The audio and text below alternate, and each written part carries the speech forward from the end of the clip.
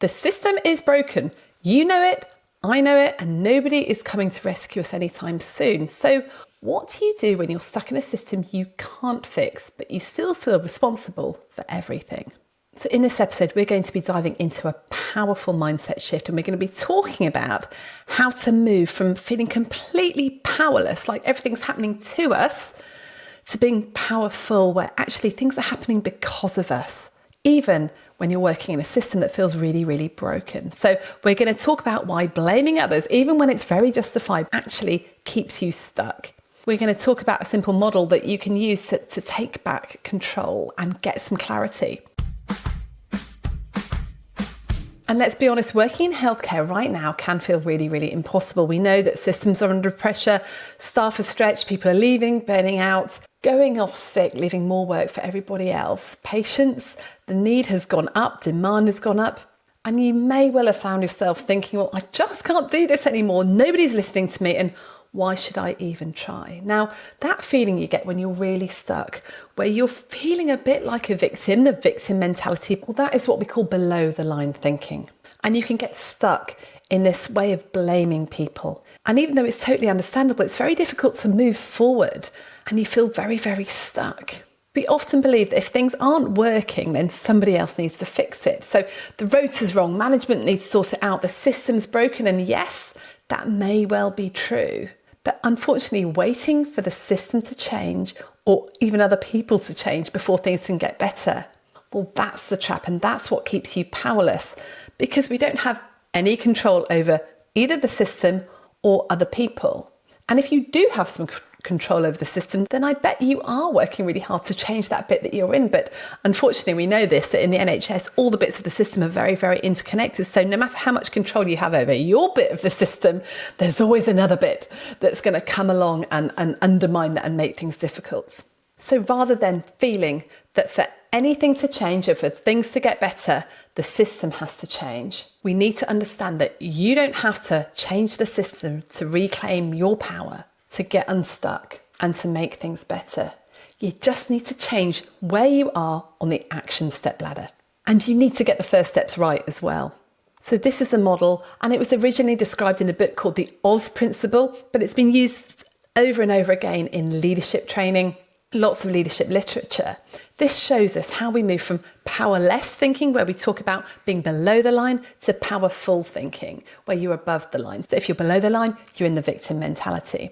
You might be thinking things like, well, I can't, it's not my job, it's their fault. Above the line, you're in a much more of an activator mindset, where you make things happen. You're thinking, well, what's really going on? What's my part? What can I do? And let's do it. Let's make it happen. Now, here's the thing. We might think we're acting from power, but if we're blaming other people, waiting, denying things, and just hoping that things are going to change, then we are unfortunately below the line. Now, this doesn't mean to say that none of the issues are true. And it doesn't mean that you can wave a magic wand and everything is going to get better, and just by believing you can make it happen. That's not what we're saying. But when we're below the line, we have an external locus of control. We believe that the only way anything can be different will be if other people do something. That's a very stressful place to be, because obviously we have no control over other people. Getting above the line is about taking that control back, that locus of control, making it internal. An internal locus of control means that you believe you always have a choice, however small. Now, often it's not the choice that you want, but that doesn't mean you don't have a choice. It just means you would love to have some different options, but they're not being presented right now. So if you don't shift to above the line, to having an internal locus of control, the system will always win. But you can start to navigate even really, really difficult circumstances with clarity and peace if you start to have this internal locus of control. So I just want to pause here and ask you something. If nothing changes for you, if you do stay below the line, believing that nothing will change unless the system changes, and that's down to other people, and if you carry on just hoping the system will suddenly wake up and take care of you, well, I'm afraid things are going to go very badly, and you'll hit this eventually. So if you stay below the line, you'll feel helpless, you'll blame the system, you'll try over-functioning to fix what's broken. And that, as we know, leads to exhaustion, bitterness and resentment, and real disconnection from what used to matter to you. Now, we think that being a victim, it means being very, very passive, but we can also be a victim and be very, very busy just working our asses off just because we think that's going to fix stuff. But if we keep existing below the line, then actually the risk is we leave medicine altogether. That's if we don't burn out. And not because you don't care, but because you actually haven't got anything left to give and you never really learned how to stop, get above the line. But you can choose something different. So the other choice you've got is just to climb up the action step ladder, step by step, so that we can get above the line. Because let's just recap, below the line, you're feeling uncertain. You can't do it. You start to blame other people and you are just hoping.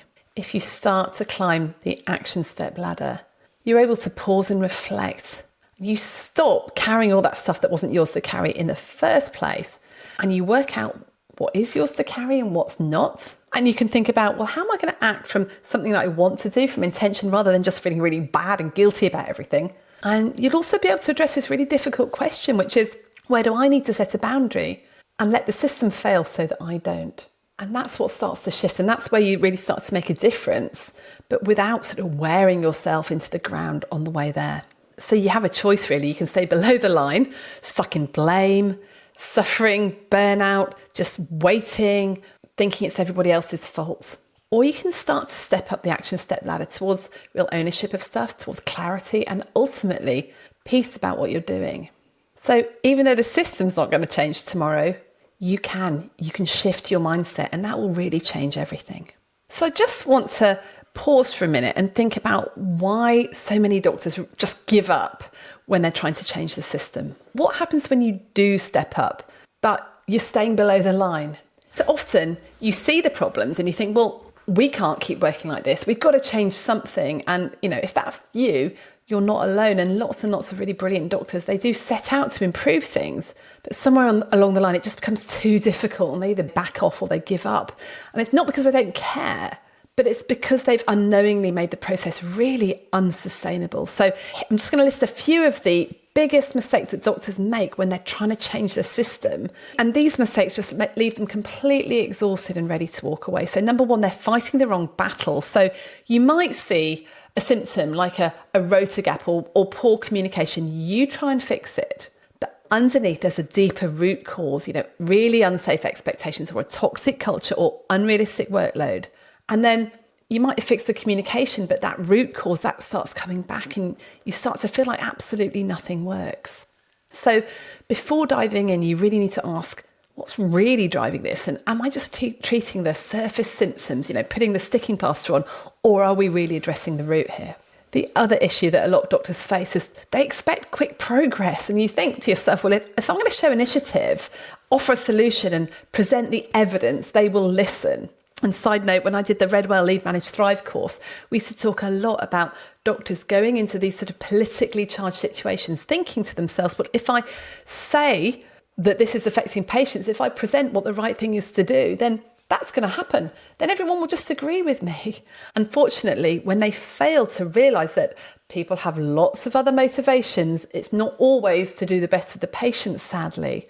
And if you're coming up against these people who are empire building or just wanting to protect their little bit of the system, even though it's affecting patients, then actually making just good arguments often doesn't get you where you need to be. And systems are slow and people are resistant to change. And when things don't change immediately, you just feel like you've failed. So progress often looks like 2 steps forward, 1 step backwards, 1 step sideways, and then maybe a small fire or something like that. The other mistake we make is just to take silence or inaction personally.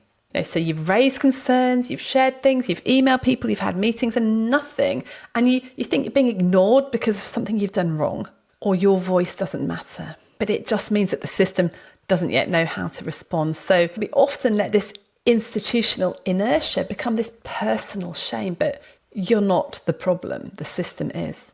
The other thing we do is we try and fix structures without changing the deep culture underlying everything. So you might set up a new process, have a meeting, workflow committee, all that sort of stuff, but nothing changes because the underlying culture of fear, blame, hierarchy, that's not shifted at all. So you cannot system fix your way out of a culture problem. And sometimes the most important work is to do with relationships, not just fixing procedures. And also because doctors are very, very capable and they can do things quickly, they just think, oh, I'll just quickly fix it. I'll do it myself. And they go it alone. But it's very difficult to change anything without shared ownership. You hit resistance, you just get exhausted, and then the idea just dies. And you're just too exhausted to resurrect it. So we need to find allies, we need to find other people and help them get above the line as well. And finally, when you're trying to fix the system, you forget to care for yourself. We see this time and time again. You just feel so focused on helping everybody else out that you forget that you're human too. You need to rest, you need to have lunch, you cannot stay late all the time. But you feel so responsible that you just do. And then your voice will disappear and you've given up, not because you don't care, but because you've burnt out and you've run out of energy and time. So you can't heal the system by harming yourself. So if any of these mistakes sound familiar, you're not doing it wrong. You're just doing it like lots of other doctors. We were never taught how to lead change. We were never taught really how to work sustainably. But the good news is you don't have to give up. You just need to do this in a way that doesn't break you. And the way to do that is get above the line, because you cannot change the system from below the line. You'll end up burning out. And you need to do it step by step. So let's talk about how to do it. And the one problem that I see is doctors rush into the final step at the top of the ladder without taking the first steps on the first rungs. So the first step above the line is simply facing reality. What is going on? Where are you on the ladder? Are you blaming someone? Are you waiting for somebody to rescue you? Are you just waiting and hoping? Have you given up? So just this awareness can change the whole thing. And facing reality is the first step on the action step ladder. Without facing reality, then any attempt to change the system is just based on an illusion or avoidance or hope, rather than real clarity and real strategy. And you probably end up fixing the entirely wrong problem. So here is how this first step, the step of facing reality, helps you get above the line and get meaningful change and meaningful action. Well, facing reality stops you just fighting fantasies. It stops you pretending the workload is manageable if you just work harder, or believing things are magically going to improve. So it grounds you in what's actually happening, not what you wish was true. So you stop wasting energy on stuff that doesn't work. And if you face reality, you find out what the right problem to solve is. Because if you don't, you just end up treating the symptoms like rota swaps, cover gaps, endless meetings without understanding the real systemic drivers underneath. So if you're facing reality, you'll be asking the sort of questions like, why is this happening in the first place? And where is the resistance really?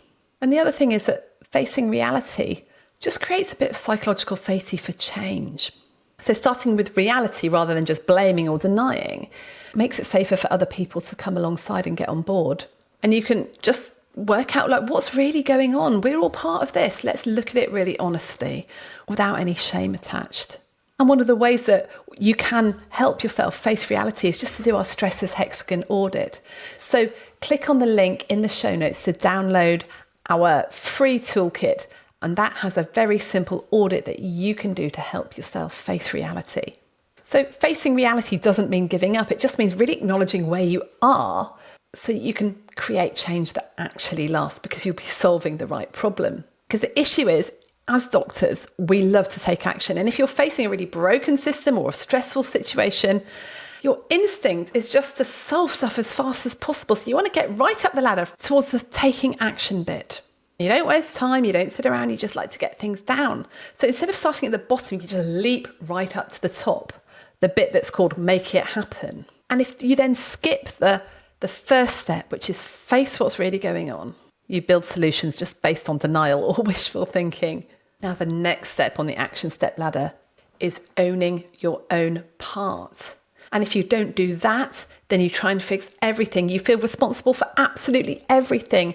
And you have this over-responsibility issue. I talked on that in a previous podcast, and we'll put the link into the show notes. So this is my type 1 control responsibility mismatch, where we feel very responsible for things that are well outside our zone of power, outside our control. And this just is incredibly stressful.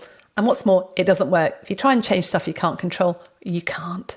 It leads to stress, it leads to us feeling really, really guilty, and it leads to overwhelm. What you need to do is work out what you are in control of and what part is yours to play.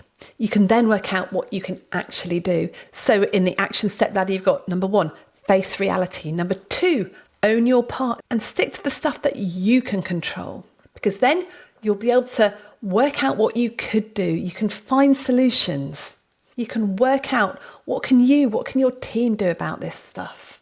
So once you've worked out what solutions there possibly are based on what you can control, well, then that's the time to take action. Because if you leap to the top, straight into action, without climbing those foundation steps, well, you're going to wobble, you're going to fall off the ladder. You'll waste a lot of energy. You'll probably lose confidence too, because rather than climbing up, you're just sort of scrabbling around.